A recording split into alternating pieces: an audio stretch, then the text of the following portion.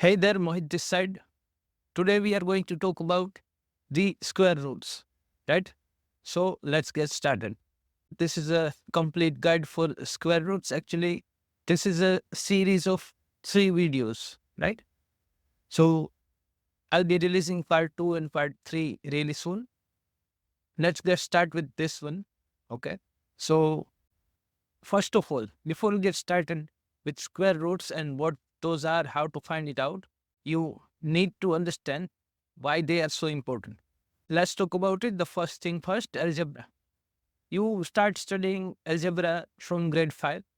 Since grade 5, if I'm talking about the earliest, otherwise, if you are referring to CBSE, you will start learning that from maybe later part of the grade 6 and 7 and so on. ICSE starts with grade 5. So you start learning with algebra. And since then, you will be using square roots, right? Algebraic equations, the most famous equation, prime ministers are also, saying that on some popular stage, a plus b the whole square equals a square plus 2ab plus b square. So there are squares. That means eventually when you're trying to find out the answers, you will need to find the roots. Okay. The next one is exponents and powers. Grade 8 has the dedicated chapter for that. And you are going to learn about exponents and powers. Wherever necessary, you will frequently need to use square roots for that. Quadratic equations. This is the hot topic and one of my favorite topics out there. You know, if algebra mixed with quadratic equation is something that I would love to teach, and I have a quite good expertise on that as well. The next one is Pythagoras theorem, really popular nowadays. Almost every other teacher talks about it, and really famous. Pythagoras was a genius.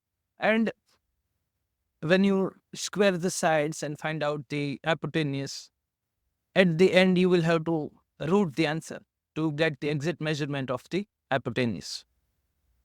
So let's talk about the 3 methods that I'm trying to teach you. So the first one is prime factorization.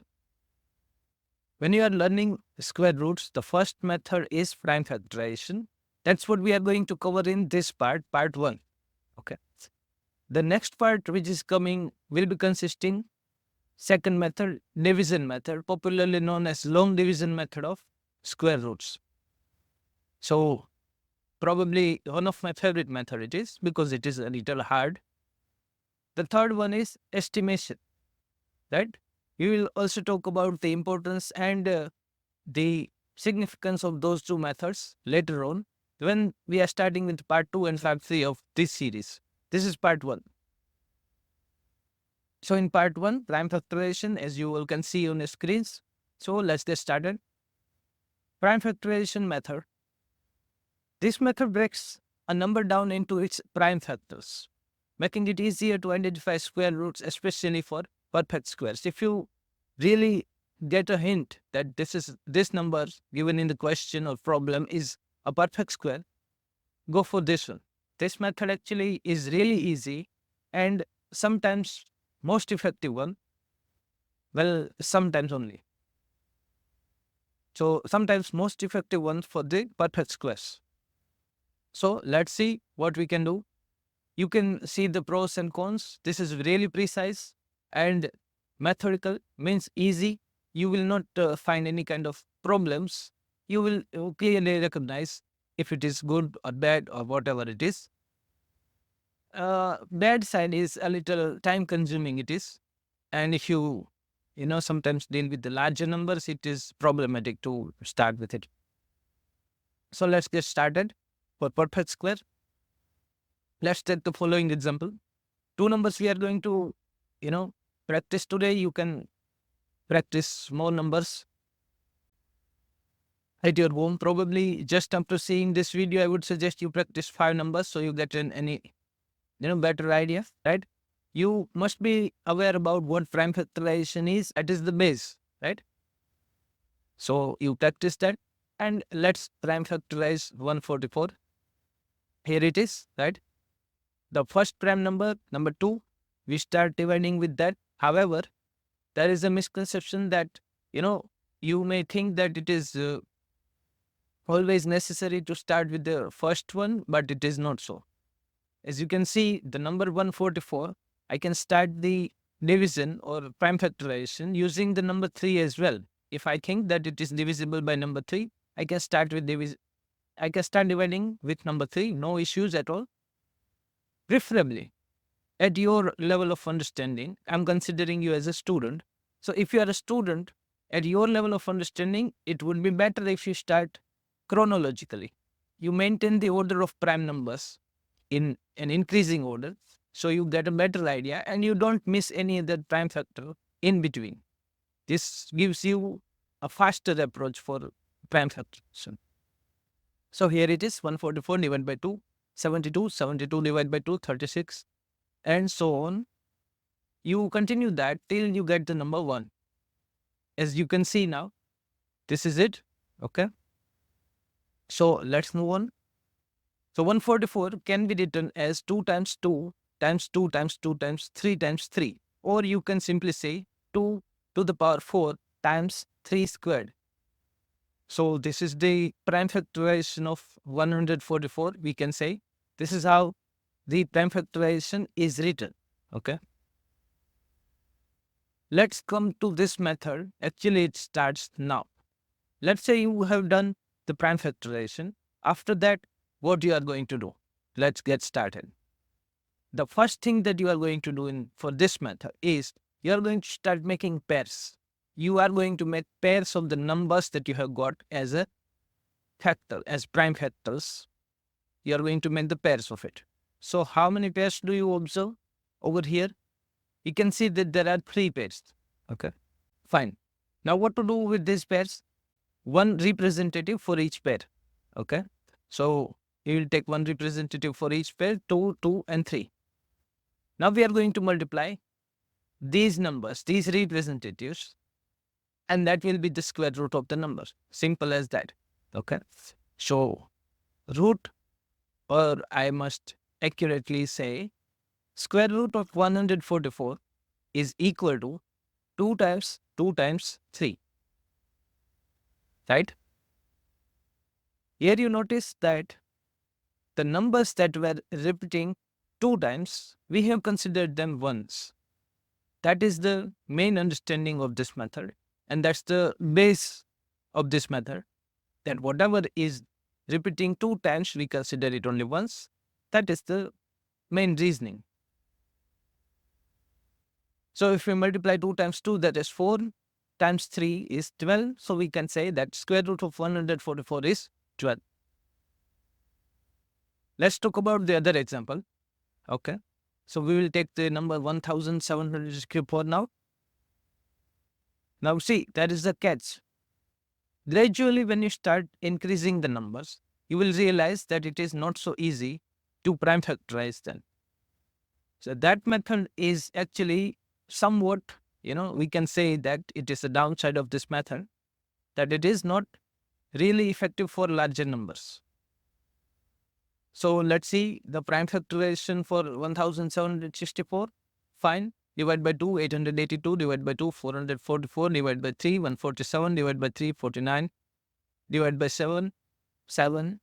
7 divided by 7, 1. And we reached at number 1. We end it then. Fine. Again, like the previous method, we focus over here in making pairs. First, I'll write down the prime factorization. And now I'm going to make pairs. So one pair of 2, one pair of 3s, and one pair of 7. We are going to take one representative for each pair, making it 2, 3, and 7. Now we are going to multiply them to find out the square root of 1764. So square root of 1764 equals 2 times 3 times 7. That is equal to 2 times 3, 6. 6 times 7 is 42. So we can say that square root of 1764 equals 42. This was the talk for the perfect square numbers. And it was really easy. It was a cakewalk. So we may also try imperfect squares as well. Let's talk about imperfect squares. We'll take 200. Simple numbers we are taking. We are not talking about the large numbers, easy numbers we are taking. While practicing, I must say, you shouldn't take easy numbers. The harder you practice, the less you will feel pain while there is an actual exam. Okay? That's some similar sayings is there from Bruce Lee.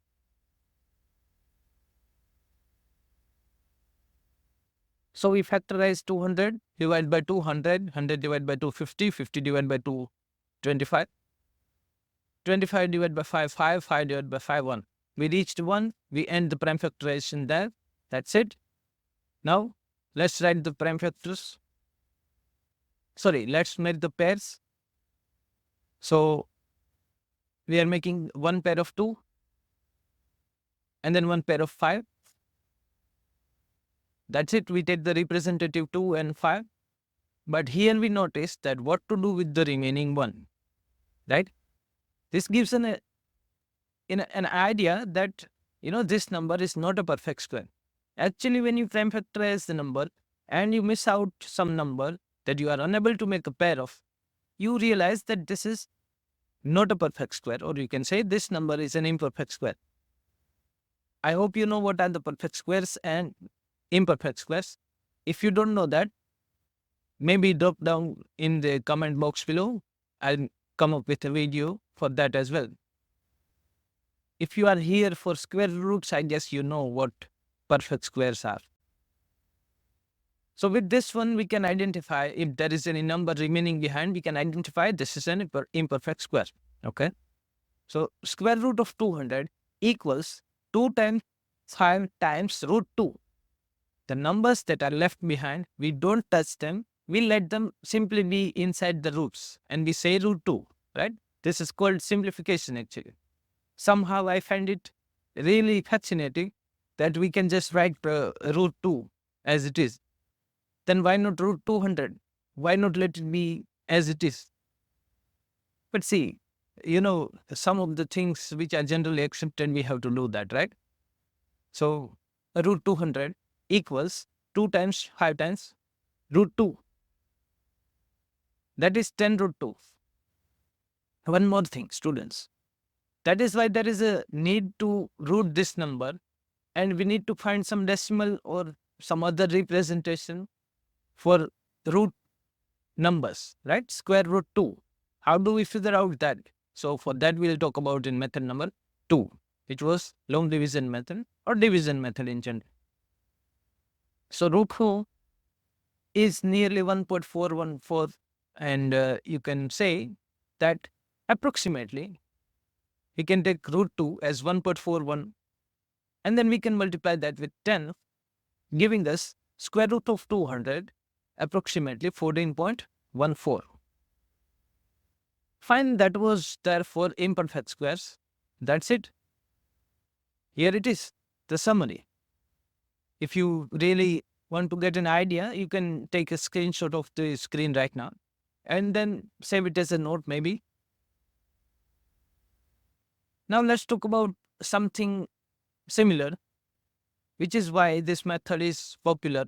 This is not really popular for this kind of easy things. You can give a shot, you can give it a try, practice it, maybe 5 sums, and then you get a better idea about what this method is. However, when we say prime factorization method, we are using the prime numbers only.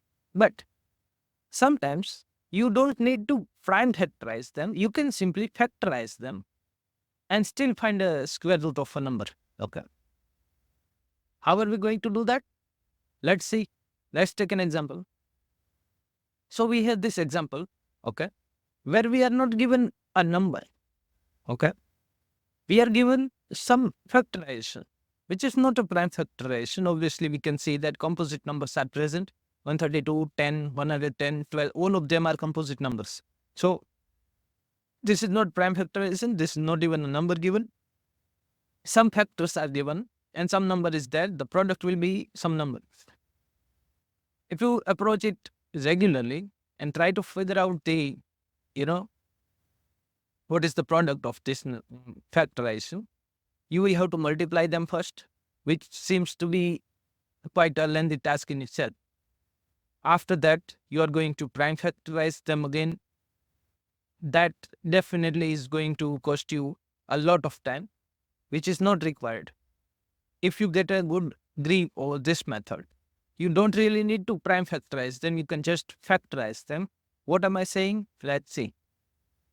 So for example, let's talk about 110. We can factorize 110 into two parts, that is 10 and 11. So I will rewrite 110 as 10 times 11. Now you notice that we have a pair of 10, we have a pair of, no, not another pair, just a pair of 10. Another pair is coming actually, that's why I said. Let's talk about 11 times 12, okay? So 11 times 12 is 132. The another pair that I was talking about was the pair of 132 and a pair of 10. We have two tens, we have two 132s, okay? One more thing I would like to add here. You can also factorize 132 and make three pairs. One of number 10, one of number 11, one of number 12. I did it this way. You can give it a try for that way as well. Okay. So let's get started. Two pairs, as you notice, 132 and 10. So we take the representative. We take it only once, right? So the square root must be 132 times 10.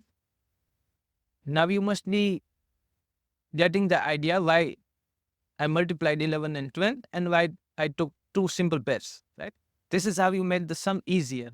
Finding out the product and prime factorizing it from beginning and then making the pairs and then ending up with such a large number may be troublesome.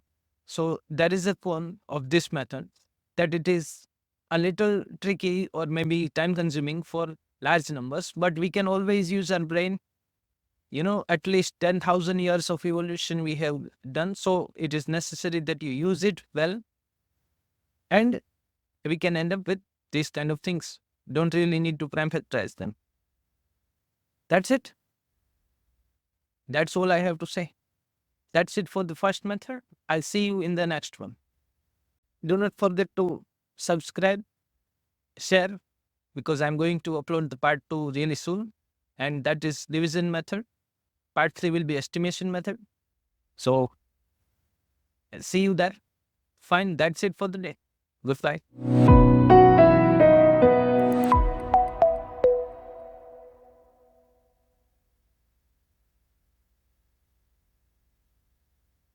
You can go on now.